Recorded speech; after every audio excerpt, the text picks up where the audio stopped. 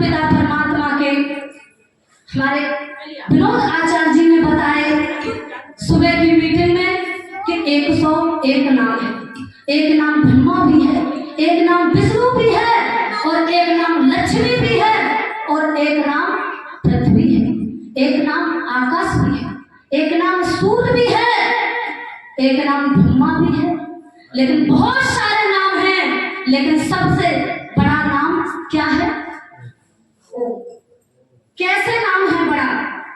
जैसे हम भोजन करते हैं, भोजन तो सभी करते हैं, हमारे नौजवान भाई हैं वो भी करते हैं, हमारे बुजुर्ग लोग हैं वो भी करते हैं, हमारी माताएं भी करती हैं और मैं भी करती हूँ। तब भोजन करने के पश्चात हमारे अंदर से जब डकार आती है तो अल्लाह नहीं निकलती, राम नहीं निकलती, योगीराज श्री कृष्ण नहीं निकलती, ब्रह्मा नहीं निकलती, क्या निकलती है? ओम। ओम नाम सबसे बड़ा, इससे बड़ा न कोई, जो इसका स्मरण करे तो शुद्ध आत्मा। हमारे ऋषियों ने ओम का जाप किया था। आज आत्मिक शक्ति की जरूरत है। लोग कहते हैं कि आज आत्मिक शक्ति नहीं है हमारे अंदर। हमारी माताएं हैं, किसी भी सामान को रख देती हैं लेकिन भूल जाती हैं, हमारे भाई भी भूल जाते हैं कभी कभी। लेकिन क्या है, हमारे अंदर आत्मिक शक्ति खत्म होती जा रही है। आत्मिक शक्ति कैसे खत्म हो रही है? हमने उस ईश्वर को छोड़ दिया, उस परमपिता परमात्मा को छोड़ दिया, संध्या को करना छोड़ दी, यज्ञ को करना छोड़ दिया, बड़ों का सम्मान करना छोड़ दिया। याद रखना, अगर अपनी आत्मिक शक्ति बढ़ाना चाहते हो तो आज से ही शुरू कर दो, भगवान का भजन करो। अपने घर में यज्ञ की परंपरा डालो, अपने घर में संध्या की परंपरा डालो। देखिए, हमारे कहते नहीं है लोग कि क्या जाता है मनुष्य के साथ, कहते हैं लोग कि खाली हाथ जाता है और भर के हाथ आता है, लेकिन कर्म लेकर के आता है मनुष्य और कर्म लेकर के ही जाता है। लेकिन हम यहाँ पर आकर के भूल जाते हैं, जब माँ के गर्भ में बच्चा होता है तो परमपिता परमात्मा से प्रार्थना करता है। जब वो उल्टा लटका रहता है, कहता है, हे भगवान मुझे इस जेल से निकाल दे, मुझे इस जेल से निकाल दे, मैं तेरी भक्ति करूंगा, भजन करूंगा, यज्ञ करूंगा, संध्या करूंगा और बहुत पवित्र कार्य करूंगा। लेकिन ये वादा करके आता है, जब वही बच्चा, वही मनुष्य माँ के गर्भ से उस जेल से दूर हो जाता है तो क्या कहता है? ये मेरा पिता है, ये मेरा मामा है, ये मेरा फूफा है, ये मेरी बुआ है, और ये मेरा बंगला है, ये मेरी कोठी है, ये मेरी इतनी जमीन है, और मेरे हिस्से में इतने प्लॉट आ रहे। लेकिन क्या वादा करके आया? वो भूल गए।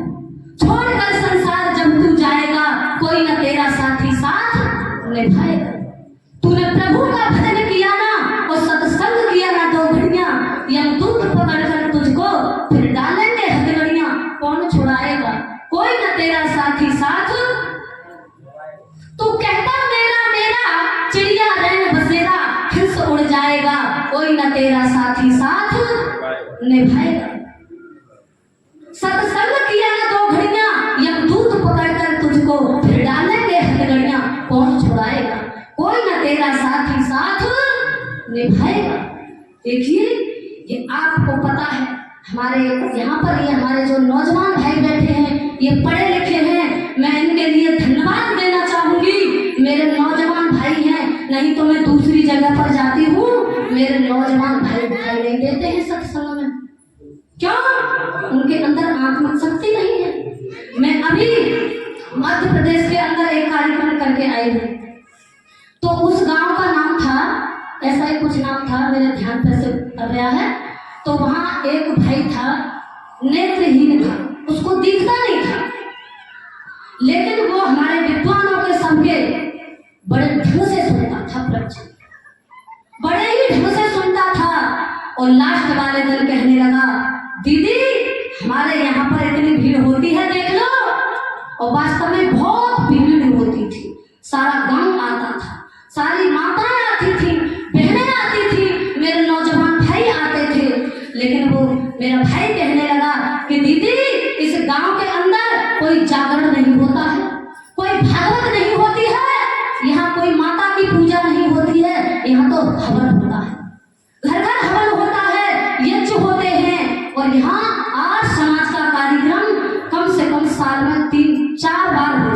क्योंकि ये तो भाई बहुत खुशी की बात है।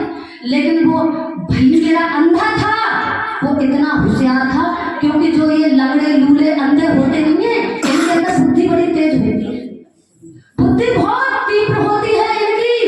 तो देखिए, मैं ज्यादा ना बोलकर वहाँ की मुझे प्रशंसा करनी भी चाहिए, जहाँ के अच्छे लोग हों, जहाँ पर भीड़ ज्यादा से ज्यादा होती हो, वहाँ की कहनी चाहिए। लेकिन यहाँ पर मैं देख रही हूँ आज समाज से जुड़े हुए हैं, ये हमारे भाई आ गए, और हमारी माताओं की बहुत कम जनसंख्या है। मेरी माताओं, आपसे ज्यादा मेरे भाइयों की जनसंख्या है। एक बार जोरदार से तालियां बजाओ इनके लिए।